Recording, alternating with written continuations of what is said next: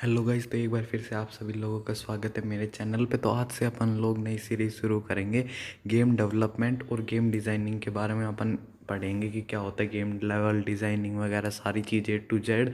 अगर आपको डेवलपर बनना है तो शुरुआत से लेके एंड तक ये पूरी सीरीज़ रहेगी। एक वीडियो में तो कभी पूरी होनी नहीं है। बहुत बड़ी चीज़ होती है। गेम डेवलपर में कितने कितने प्लेटफॉर्म होते हैं, क्या क्या किसको क्या काम करना पड़ता है, कितने लोग लगते हैं, कोई काम करना पड़ता है। तो गेम को बनाने शुरुआत करने से पहले की क्या क्या प्रोसेस होती है, इन सब के बारे में अपन लोग डिस्कस करेंगे। तो अगर आपको बिल्कुल ही कोई भी आइडिया नहीं है कि गेम डेवलपमेंट होते क्या है, कौन कौन सी पोस्ट होती है, क्या क्या होता है, तो आप ये वाली वीडियो देखें। नहीं तो आप नेक्स्ट वीडियो से शुरू करें। और मैं आपको गारंटी दे रहा हूँ, आप इसमें से मैं इतनी ज़्यादा पोस्ट बताऊँगा, इतने प्रकार के गेम बताऊँगा, आप पक्का सोचोगे कि इतने सारी चीज़ें होती हैं या नहीं होती, है ना। तो कि आप शुरुआत से लेकर एंड तक बने रहिएगा इसके साथ। और ये पूरी सीरीज़ होने वाली है। तो चलिए शुरू करते हैं।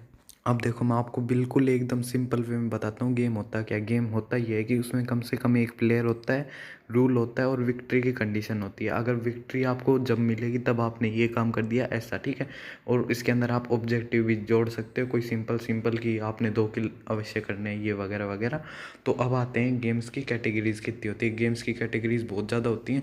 तो मैं शुरुआत से लेके आता हूँ। सबसे पहला आता है एक्शन गेम। एक्शन गेम के अंदर जो आते हैं वो होते हैं action adventure, action arcade, platformer, strength, fighting, beast slash.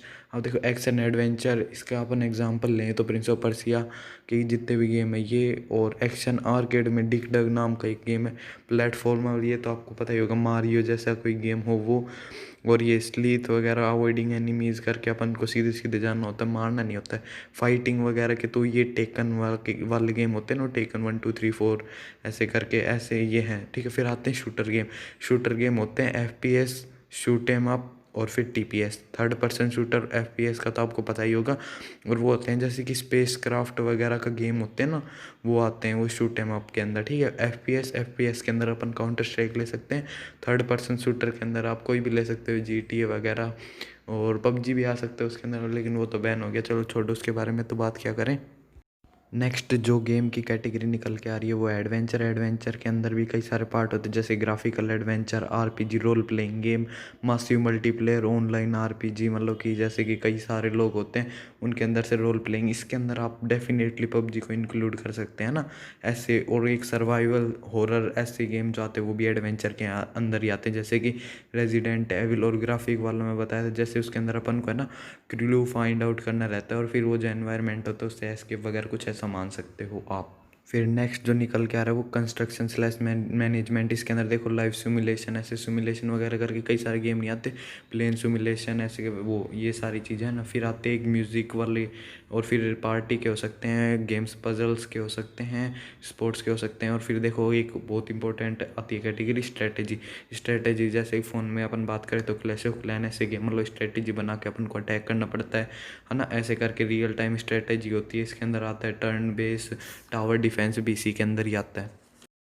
फिर इन सब के बाद में एक और कैटेगरी निकल के आती है व्हीकल सिमुलेशन। व्हीकल के अंदर आता है ना रोड सिमुलेशन, ट्रक सिमुलेशन, कुछ ऐसे करके। ये ड्राइविंग के होते हैं, फ्लाइंग के होते हैं, ठीक है। ये तो बात हो गई सिर्फ कैटेगरीज की। अब हम बात करते हैं प्रोग्रामर्स की। अब देखो, प्रोग्रामर कितने प्रकार के हो सकते हैं। देखो, मैथमेटिक्स 2D 3D ग्राफिक्स वाले हो सकते हैं, फिजिक्स वाले कोई परफेक्ट हो सकते हैं, कोई फिजिक्स के अंदर, कोई पार्टिकल सिस्टम्स के अंदर परफेक्ट हो सकता है, कोई यूज़र इंटरफेस के अंदर परफेक्ट हो सकता है, कोई AI के अंदर परफेक्ट हो सकता है, इनपुट डिवाइसेस, कंप्यूटर नेटवर्किंग, ऐसे कई सारी चीज़ें होती हैं। अब देखो, कितने सारे लोग लगते हैं। मान लो एक गेम बनाना है अपन को, तो उसके अंदर कितने गेम लगेंगे, अब उसके बाद कितने कि लोग लगेंगे, उसके बारे में बात करते हैं अपन। तो इसके अंदर सबसे पहले आते हैं आर्टिस्ट। आर्टिस्ट क्या होते हैं, जो मान लो जो भी आप चीज़ उस गेम के अंदर देखते हो वो सारी चीज़ बनाते हैं, जैसे पेड़ पौधे वगैरह वगैरह, जितनी भी चीज़ होती है ना वो सारी चीज़ बनाते हैं, ठीक है। तो अब आर्टिस्ट के अंदर भी कई सारे पार्ट होते हैं। आर्टिस्ट में सबसे पहले आता है कॉन्सेप्ट आर्टिस्ट। कॉन्सेप्ट आर्टिस्ट क्या करता है, वो मान लो जो भी करेक्टर है, एनिमी है, जो भी है, मेन करेक्टर है, उन सबको ड्रॉ करेगा एक पेज पे, ठीक है। फिर वो मान लो आगे की अपन बाद में करेंगे, जो वो उसको बाद में चेंज करेगा 3D 2D में जो भी अपन को चाहिए, ठीक है। फिर आता है एक स्टोरी बोर्ड आर्टिस्ट, है ना। वो सारी चीज़ बताएगा कि ऐसा एनिमी है तो फिर ये है ना, ये अटैक करेगा, तो गेम प्ले के हिसाब से इसको ऐसा दिखाना पड़ेगा, ठीक है। फिर आता है 3D मॉडलर और एनवायरमेंटल आर्टिस्ट। अब वो जो जितने भी चीज़ उन्होंने बताई हैं कि भैया ऐसा प्लेयर होगा तो वो उसको 3D, अगर मान लो गेम है तो 3D में कैसे रिप्रेजेंट होगा, कैसे दिखेगा, उसका रियलिटी के अंदर उसको अच्छे से बनाते हैं। जैसे कि अपन जो मेन कैरेक्टर देखते हैं ना, वो यही बनाते हैं, ठीक है। फिर एक टेक्सचर, टेक्सचर क्या होता है, अगर मान लो कोई भी कैरेक्टर है तो वो बगैर कपड़ों के कैसा लगेगा, मान लो कोई कलर ही नहीं है, उसका कलर लेस है तो बहुत ख़राब लगता है ना, तो वैसे ही उसके टेक्सचर देना पड़ता है, ठीक है। फिर आता है विजुअल इफेक्ट्स का आर्टिस्ट। विजुअल इफेक्ट वाले क्या करते हैं, जैसे कि फायर लगती है तो वो विजुअल इफेक्ट के अंदर आ जाता है, तो ऐसे ऐसे जो भी करने होते हैं ना वो विजुअल इफेक्ट वाले करते हैं।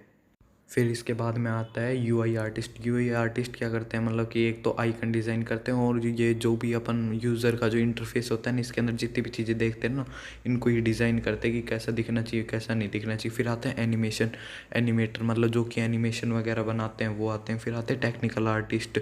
ये मेनली इसलिए होते हैं कि ये जितने भी ऊपर के नीचे तक है ना, इनको अगर मान लो कोई भी टेक्निकल हेल्प चाहिए ना तो उसके लिए है ये, ठीक है। फिर आखिर में आता है एक आर्ट डायरेक्टर, जो इन सबको, ये ऊपर जितने भी मैंने बताया ना, इन सबको सुपरवाइज करता है। तो अब आर्टिस्ट का बस इतना ही सेक्शन था। अब नेक्स्ट आते हैं डिज़ाइनर्स। अब डिज़ाइनर्स क्या होते हैं, ये गेम बनने से पहले बताते हैं कि गेम कैसा होगा, क्या करना होगा, किस लिए करना है, मतलब कि कैसी कैसी चीज़ें होंगी गेम में, ताकि आर्टिस्ट वगैरह उसके हिसाब से बना सके गेम को, ठीक है। तो सब इस डिज़ाइनर्स वाले के अंदर सबसे पहले आता है लेवल डिज़ाइनर। लेवल डिज़ाइनर क्या करते हैं, एक पेपर के अंदर मैप बनाते हैं, एनिमी बना देते हैं कि मतलब कि इधर एनिमी होंगे, इधर ये होगा, इधर ये होगा, और इस प्रकार से आपको गेम बनाना है। तो आपको देख लो कितने एसेट्स वगैरह ये लगेंगे और कितना टाइम लगेगा आपको, ठीक है। फिर आते हैं सिस्टम डिज़ाइनर की, आपको मतलब कि कैसा कैसा कंप्यूटर चाहिए कि आप ये गेम खेल सको, ऐसे वगैरह कुछ सुपरवाइज करते हैं कि हाँ भैया इतना तो ज़रूरी है कि मान लो 4 GB रैम तो होना ही चाहिए कंप्यूटर में, जब भी आप चला सकते हो, ठीक है। फिर आते हैं स्क्रिप्टर्स, मतलब कि जो कि वीडियो गेम होता है उसके अंदर की जो स्क्रिप्ट वगैरह होती है ना वो बनाते हैं, ठीक है।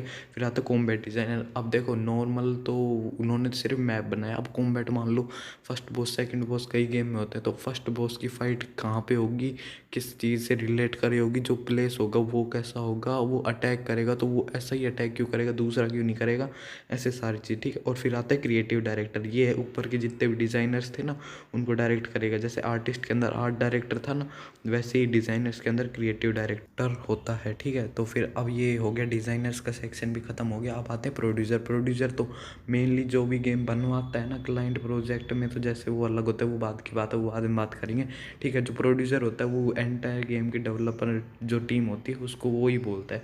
फिर आते हैं टेस्टर। टेस्टर मान लो कोई गेम उन्होंने छोटी सी चीज़ बनाई तो उसको टेस्ट करके देखेंगे क्या वो सही काम कर रही है, क्योंकि अगर मान लो लॉन्च कर दिया और बग है उसके अंदर तो फिर वो दिक्कत हो जाएगी ना।